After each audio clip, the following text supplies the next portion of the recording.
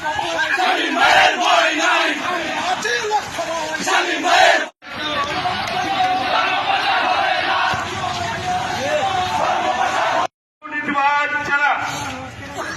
খেলাধুলার সাথে জড়িত, যারা সন্ত্রাস রাজনীতির সাথে জড়িত, যারা চাঁদাবাজির সাথে জড়িত, তাদের বিরুদ্ধে সেই এমপি করে একটা অংশ লুণ্ঠনের রাজনীতিতে জড়িত। এই মাটিও মানুষের সাথে রাজনীতি করে, যে শামীমের পরিবারে তার বাবা মুক্তিযোদ্ধা, যে শামীমের পরিবার, আমি তার ছোট চাচা, আমি এই ইউনিয়ন পরিষদের চেয়ারম্যান, সম্মানের সহিত ইজ্জতের আমাদের রক্তে বঙ্গবন্ধুর আদর্শ মিশে আছে। সেখানে আজকে দেখেছেন আপনারা, রাজনৈতিক থেকে শুরু করে ব্যবসায়িক থেকে শুরু করে আমাদের মুক্তিযোদ্ধা ভাইয়েরা এই যে ষড়যন্ত্রমূলক মিথ্যা মামলাটা শামীম আহমেদ মুরাদ এবং রেজাউল আলী খান আনিকের বিরুদ্ধে করা হয়েছে, এটা পুরাটা বুয়া, এটা ষড়যন্ত্র মিথ্যা, একবারে অহেতুক বানোয়া।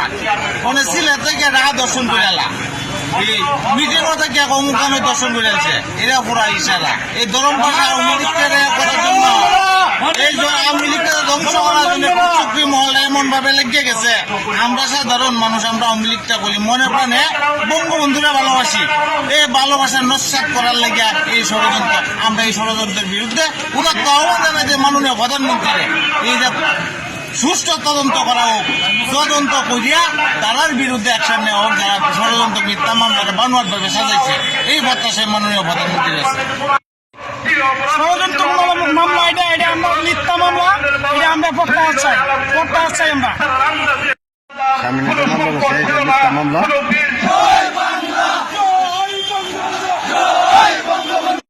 যে উদ্দেশ্য শামীম আহমেদ মুরাদ ভাই এবং আনিক ভাইয়ের বিরুদ্ধে যে মামলাটা হয়েছে, এটা সম্পূর্ণ মিথ্যা।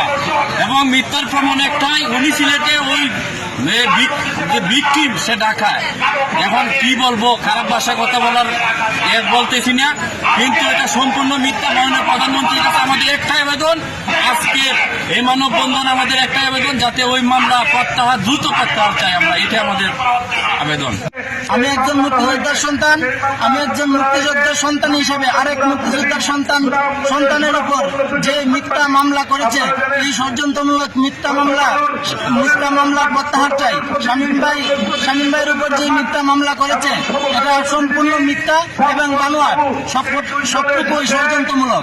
তাই শামীম আহমেদ মুরাদ দমভাষা মাটি ও মানুষের নেতা, আওয়ামী লীগের পরীক্ষিত সৈনিক, মুক্তিযোদ্ধা ফ্যামিলির সন্তান, তার বিরুদ্ধে মিথ্যা বানোয়াট মামলার প্রতিবাদে আজকে হাজার হাজার মানুষের সমবেত এই মানববন্ধনের তীব্র প্রতিবাদ জানাচ্ছি এবং তার সাথে এই মিথ্যা মামলা প্রত্যাহারের জোর দাবি জানাচ্ছি।